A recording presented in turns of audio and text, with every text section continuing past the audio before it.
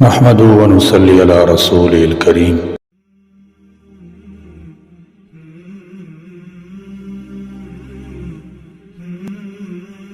اللہ تعالیٰ جل شانہ ہمارے معاشرے کی حفاظت فرمائے۔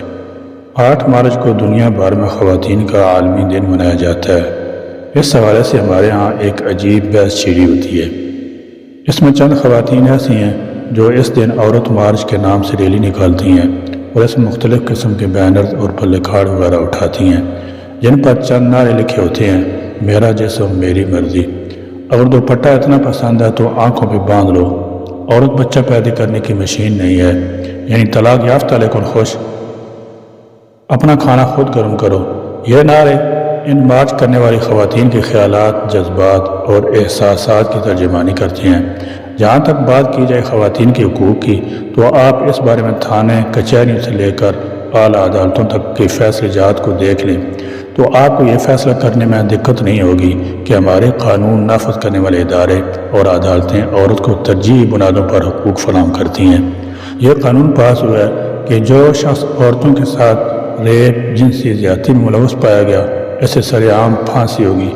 افسوس اس موقع پر خواتین کے حقوق کی بات کرنے والی نام نہاد تنظیموں نے کوئی خیر کا کلمہ زبان سے نہیں نکالا اور اس فیصلے کا خیر مقدم نہیں کیا۔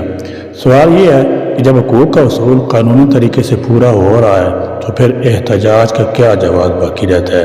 اور اگر قانونی طریقے سے حقوق کا اصول نہیں ہو رہا تو احتجاج اداروں اور عدالتوں کے خلاف ہونا چاہیے، لیکن ہم دیکھتے ہیں کہ حقوق کے اصول کے باوجود بھی احتجاج ہو رہا ہے، ایک منظم سازش کے تحت مسلم ریاستوں کی نظریاتی اساس کے خلاف ہو رہا ہے، اور اس احتجاج میں نامنہاد آزادی کی بھیک بھی مسلم دشمن مغربی دنیا سے مانگی جا رہی ہے جن کی آنکھوں میں اسلامی ریاست کانٹے کی طرح چبھتی ہے۔ ہم یہ کہنے میں حق بجانب ہیں کہ اس مارچ کے پیچھے وہ بین الاقوامی ایجنڈا کار فرمایا ہے جو مسلم ریاست کی نظریاتی اساس کو ختم کرنے کے لیے بنایا گیا ہے، اور اس ایجنڈے کو پورا کرنے کے لیے چند خواتین کو دانستہ یا نادانستہ طور پر استعمال کیا جا رہا ہے۔ میرا جسم میری مرضی یہ نعرہ مبہم اور غیر واضح نعرہ ہے کیونکہ اس میں جسم کی حدود متعین نہیں اور مرضی کا دائرہ بھی غیر متعین ہے۔ اب ضرورت پیش آتی ہے کہ ہم اس نعرے کی مراد سمجھنے کے لیے ان نعرہ لگانے والوں کے کردار کو دیکھیں، اور یہ نعرہ غیر اسلامی تہذیب میں ڈلی ہوئی چند ناسمجھ عورتوں کا واویلا ہے جس کے پیچھے مغربی دنیا کا مضمون مقصد کار فرمایا کہ اہل اسلام میں بے حیائی پھیلا دی جائے، ان کے گھریلو اسلامی نظام زندگی کے حلیے کو بہت بڑی حد تک بگاڑ دیا جائے، گھر میں عزت سے زندگی گزارنے والی عورت کو آزادی کا لالچ دے کر اور جھانسا دے کر عورت تک آزادی کے مقصد کو پورا کرنا آسان بنا دیا جائے۔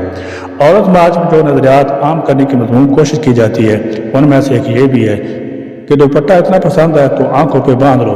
یہ نعرہ ہمارے اس موقف اور مدعی کی دلیل ہے کہ عورت مارچ کو مغربی دنیا نے اپنے مقاصد کے حصول کے لیے اسلامی ریاستوں میں متعارف کرانا شروع کیا ہے، کیونکہ مسلمان عورت کی شناخت اور پہچان ہی حیا اور عفت ہے۔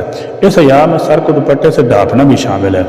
شریعت اسلامی کی تعلیمات کی روشنی میں عورت کا ایک تقدس ہے جس میں اس کی خوبصورتی رکھی گئی ہے۔ عورت کے لیے حجاب اور دوپٹہ جہاں اسلامی اقدار میں شامل ہے وہاں پر یہ مشرقی تہذیب اور روایات کی علامت بھی ہے۔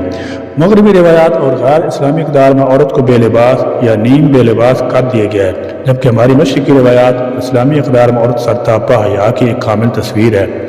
اس کے سر سے دوپٹہ تو اس وقت بھی نہیں اترا جب کربلا کے سخت ترین جنگی معرکے میں خواتین تنہا ہو چکی تھیں، اس وقت بھی خاندان نبوت نے سر ڈھانپ کر رکھنے کی عملی تعلیم دی۔ افسوس کہ نبی علیہ السلام کے ازواج مطہرات اور آپ صلی اللہ تعالی علیہ وسلم کی بیٹیوں کے نام ڈیوا مسلم کنیزیں دوپٹوں کو اپنے اوپر ظلم سمجھنے لگی ہیں۔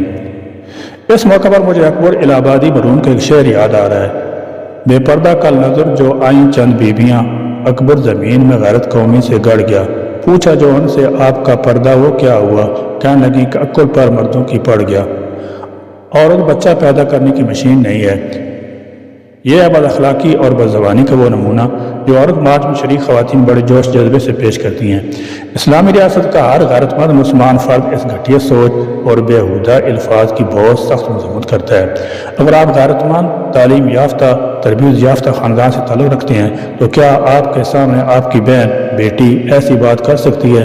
نہیں، ہرگز نہیں، کیونکہ آپ کی بہن بیٹی اپنی باتوں اور کاموں کے حدود سے واقف ہے۔ وہ مر جائے گی لیکن ایسی بیہودہ بات آپ سے نہ کر پائے گی۔ اس کے برخلاف جو خاتون کے لبادے میں خود کو پیش کر کے ایسی بیہودہ باتیں سڑکوں پر احتجاج کارڈ اٹھا کر کہہ رہی ہو تو اس بارے میں آپ کو فیصلہ کرنے میں تردد نہیں ہونا چاہیے کہ یہ خواتین شرم و حیا سے عاری اور بےہودگی میں ملوث ہیں، جن کی باتوں سے بےہودگی کی بدبو اور بے حیائی کی گھن آتی ہے۔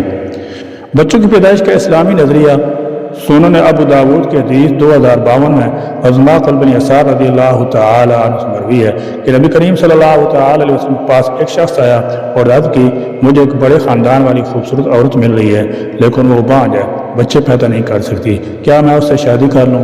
آپ صلی اللہ تعالی علیہ وسلم نے فرمایا کہ نہیں، اس سے شادی نہ کرو۔ وہ شخص کچھ عرصے بعد پھر حاضر خدمت ہوا اور آ کر وہی بات دہرائی جو اس نے پہلی مرتبہ کہا تھا۔ آپ صلی اللہ تعالی علیہ وسلم نے اسے روک دیا کہ ایسی عورت جو بانجھ ہے اس سے شادی نہ کرو۔ پھر وہ شخص تیسری مرتبہ آیا اور وہی بات کہی جو پہلے 2 بار کہہ چکا تھا۔ آپ صلی اللہ تعالی علیہ وسلم نے فرمایا، تم لوگ ایسی عورتوں سے نکاح کرو جو اپنے شوہروں سے بغض کرنے والی ہوں اور زیادہ بچے پیدا کرنے والی ہوں۔ اس کا پتہ عورت کے خاندان اور گھرانے سے چلتا ہے۔ آپ صلی اللہ تعالی علیہ وسلم نے فرمایا، میں تمہاری تعداد کی وجہ سے باقی امتوں پر فخر کروں گا۔ اللہ تبارک و تعالیٰ نے بہتر اور نیک عورتوں کے اوصاف تذکر کرتے ہوئے ارشاد فرمایا، مسلمات مؤمنات قانتات تائبات عابدات سائحات سیبات وابکارا۔ سورۃ التحریم۔ وہ مسلمان عورتیں ایمان والی ہوں گی، فرمانبردار ہوں گی، اللہ تعالیٰ سے توبہ کرنے والی ہوں گی، عبادت کرنے والی ہوں گی، روزہ رکھنے والی ہوں گی۔ مسلمات وہ عورتیں مسلمان ہوں گی، اور اسلام جب ایمان کے مقابل استعمال ہوتا ہے تو اس سے مراد عمل ہوتا ہے، تو اس کا مطلب یہ ہوا کہ وہ احکام الہی کی اطاعت کرتی ہوں گی۔ مومنات وہ ایمان والی ہوں گی۔ اس میں عقائد کی درستگی کا بیان ہے کہ جن چیزوں کی تصدیق ضروری ہے جیسے توحید، رسالت، معاد، برزخ، قیامت وغیرہ، ان سب پر ان کا ایمان ہوگا۔ یہاں تک تو عقائد و اعمال کا ذکر ہوا۔ قانتات وہ صاحب قنوت ہوں گی جس کے معنی خشوع خضوع کے ہیں۔ ایمان اسلام کے ساتھ وہ صاحب حال بھی ہوں گی جس میں اصل چیز خشوع خضوع ہے۔ قانتات کا دوسرا مطلب یہ ہے کہ وہ شوہر کی اطاعت گزار ہوں گی۔ تائبات وہ توبہ کرنے والی ہوں گی، یعنی وہ عمل کے ساتھ توبہ کرنے والی ہوں گی، یعنی وہ عورتیں ایسی ہوں گی کہ عمل کے باوجود اپنی کوتاہی گناہوں سے توبہ کریں گی۔ عابدات اور وہ عورتیں عبادت کرنے والی ہوں گی، یعنی توبہ کے بعد بھی وہ عبادت اور عمل میں کوتاہی نہ کریں گی بلکہ پہلے سے زیادہ کوشش کریں گی۔ ہماری طرح نہ ہوں گی کہ ہم توبہ کے بھروسے پر گناہ بھی کرتے ہیں اور عمل میں کوتاہی بھی کرتے ہیں۔ سائحات، جمہور سلف نے سائحات کی تفسیر صائمات روزہ والیوں سے کی ہے کہ وہ خواتین روزہ رکھنے والی ہوں گی۔ اس سے معلوم ہوا کہ روزہ بہت بڑی عبادت ہے، کیونکہ تعمیم کے بعد تخصیص اہتمام کے لیے ہوتی ہے۔ حالانکہ مسلمات اور عابدات میں روزہ بھی داخل تھا، وہ اللہ تعالیٰ نے اس کو اہتمام کے ساتھ الگ بیان فرمایا ہے، جس سے اس کی خاص عظمت اور فضیلت معلوم ہوئی کہ یہ بہت بڑی عبادت ہے۔ ہم یہ سمجھتے ہیں کہ محض خواتین کی غلطیوں پر ان کو کوستے رہنا اس مسئلے کا مستقل حل نہیں ہے، بلکہ خواتین میں دینی شعور کو بیدار کرنا اور انہیں اسلام کی فطرتی حسن قریب لانے میں اقدامات کرنا ضروری ہیں۔ اللہ تبارک و تعالی اسلامی ریاست کی خواتین کو اسلامی نظریات پر چلنے اور ان پر ثابت قدم رہنے کی توفیق عطا فرمائے۔ آمین۔ آخر دعوانا الحمدللہ رب العالمین۔